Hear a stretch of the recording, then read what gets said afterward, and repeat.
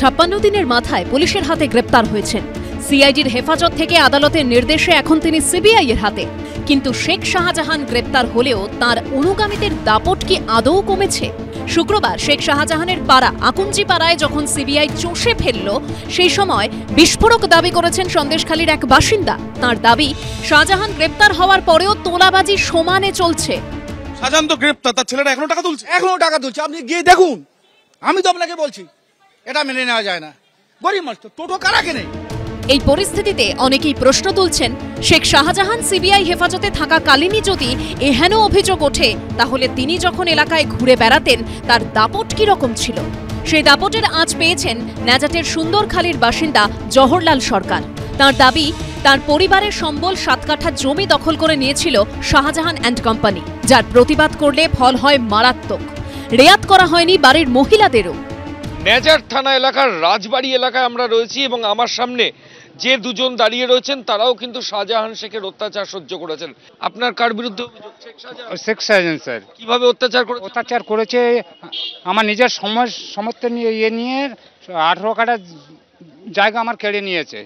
18 কাঠা জায়গা কেড়ে নিল? শতক স্যার। আচ্ছা, হ্যাঁ, তারপর আমাদের তো ঘরে থাকতে দেয় না। কেড়ে নিল কেন? কেড়ে নেবে জোর। তখন এসে পার্টির লোক এসে স্যার ঢুকে এসে বলে, এখানে সরো, আমার এখানে ঘর বাঁধতে দাও। হ্যাঁ, ঘর বাঁধতে দাও, না হয় তোমাদের মারধর করবো। হ্যাঁ, তাও আমাদের বৌদিদের মারধর করেছে।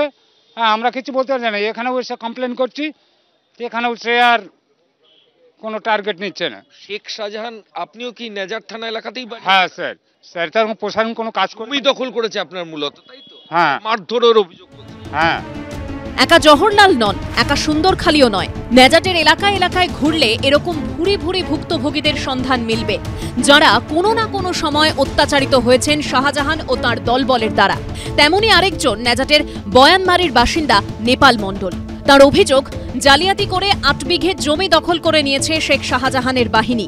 জমি ফেরত চাইতে গেলে ফাঁসিয়ে দেওয়া হয়েছে মিথ্যে মামলায়। শেখ শাহজাহানের গেস্ট হাউসে দেখা করতে গেলে জুটেছিল হুমকি। অভিযোগ বলতে গেছে 3-4 বছর থেকে তো আমার ওই জায়গা মানে বর্গা জমি প্রায় সব জমি মিলে 8-9 বিঘে জমি আমার দখল করে রেখে দিয়েছে। রায়তি সম্পত্তি আমার বাড়ির সামনে থেকে পাঁচিল টেনে দিয়েছে, শ্মশান আটকে দিয়েছে, মানে আমার ঠাকুর ঘর আটকে দিয়েছে।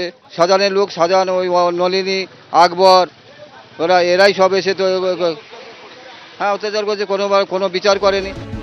এই পরিস্থিতিতে শেখ শাহজাহান সহ বাকি অভিযুক্তদের দৃষ্টান্তমূলক শাস্তির দাবি জানাচ্ছেন সন্দেশখালীর বাসিন্দারা। ময়ূর ঠাকুর চক্রবর্তীর রিপোর্ট, এবিপি আনন্দ।